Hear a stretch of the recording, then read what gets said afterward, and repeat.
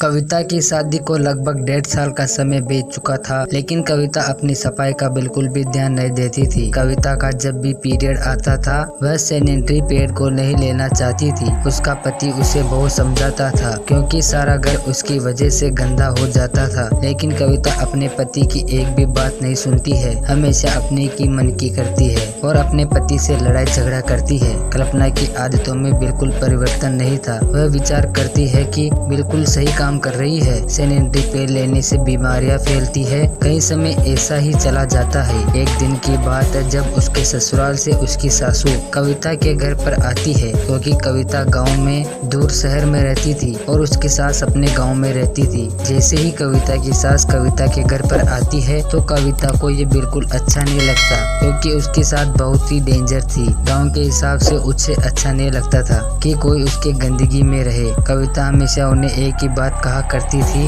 वह नए जमाने से है, इसलिए उसके हिसाब से ही वह अपनी जिंदगी बिताना चाहती है। यह बात उसकी सासू को कड़वी लगती थी, लेकिन फिर भी वह उसकी बातों में डलने लगी। एक दिन की बात है जब कविता का पीरियड चल रहा था और वह फिर भी रसोई में चली जाती है। माँ जी को पता नहीं चलना चाहिए कि मेरा पीरियड चल रहा है, वरना पता नहीं मेरे साथ क्या करेगी। सारे घर में हाहाकार ही मच जाएगा। मुझे ये अच्छा नहीं लगता। जैसे ही उसकी सास उसके बेडरूम में जाती है, अरे बहू का सैनिटरी पैड पड़ा हुआ है, लेकिन वह तो यह इस्तेमाल भी नहीं करना चाहती है। बहू का पीरियड चल रहा है, ये देखो वह गंदगी मचा रखी है। कभी किसी की बात तो सुनती नहीं। भला सैनिटरी पैड लेने में क्या बुराई, और रसोई में घुस गई। सास उसे समझाती है, बहू रसोई में तो घुस जा, लेकिन सही से सैनिटरी तो यूज कर लिया कर। तुझे पता है इस समय में बिल्कुल कितनी सावधानी रखनी चाहिए। माँ जी आप भी ये कैसी बातें करती हो? आपको पता है ना मुझे पहले से ही सैनिटरी पैड लेना बिल्कुल पसंद नहीं है।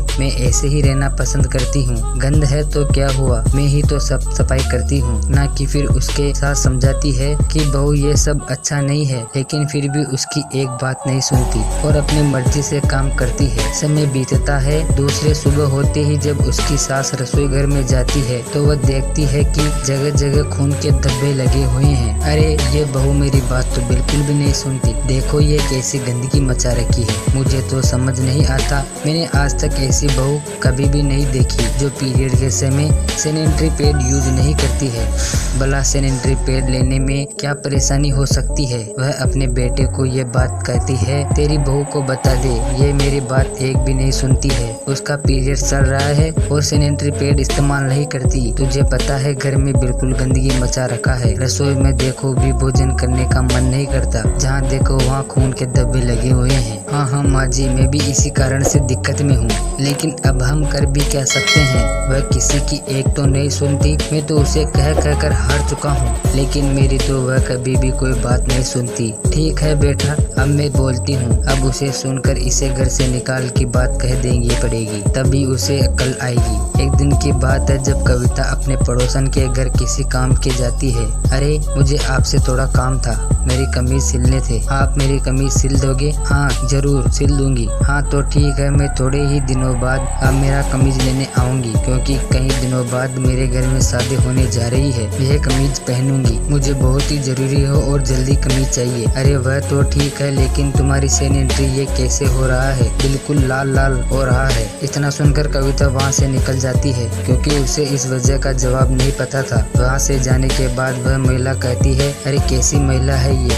इसका पीरियड चल रहा है और सैनिटरी यूज नहीं करती है। मुझे तो इसकी प्रॉब्लम ही समझ में नहीं आती है। ऐसी महिलाएं ऐसा भी कैसी कर सकती है? ऐसी महिलाएं मैंने कभी भी नहीं देखी। वह पड़ोसन दूसरी महिला से बात करती और कहती है, तुम्हें पता है कविता उसका पीरियड चल रहा है, वह सैनिटरी पैड यूज नहीं करती है। मेरे घर पर आई थी, अभी पूरे घर में गंदगी करके चली गई है। अब उसे कभी भी अपने घर के अंदर नहीं आने दूंगी। मुझे ऐसी महिलाएं कतई अच्छी नहीं लगती है। तुम सही बोल रही हो, मुझे भी ऐसा महिलाएं कतई पसंद नहीं है। उसके पास बिल्कुल शर्म नहीं है। वह पता नहीं अपने आप को क्या समझती है। उसकी सारी बातें कविता सुन रही थी। कविता को अंदर ही अंदर बुरा लगता है और मन ही मन एहसास भी होता है कि वह जो कर रही है कतई गलत बात है, क्योंकि ऐसी गंद उसे नहीं फैलाना चाहिए। घर के अंदर जाते ही उसकी सास कहती है, कविता बहू हमें ऐसी बहू नहीं चाहिए। मैं मेरे बेटे के लिए दूसरी अच्छी बहू लेकर आऊंगी जो हमेशा साफ सफाई का ध्यान रखे। मुझे तेरी जैसी बहू कतई नहीं चाहिए जो पीरियड्स आने पर सैनिटरी का यूज नहीं करती है। तब उसका पति कहता है, हाँ, मुझे भी ऐसी पत्नी बिल्कुल भी नहीं चाहिए। कविता दोनों से क्षमा मांगती है और कहती है, मुझे अपनी गलती का पछतावा हो गया है, अब से मैं बिल्कुल सही ढंग से रहूंगी। दोनों माँ बेटे उसे बोलते हैं और खुश हो जाते हैं। अब कविता अपनी सफाई पर अच्छे से ध्यान देती है, वह वहाँ सैनिटरी यूज करने लगती है।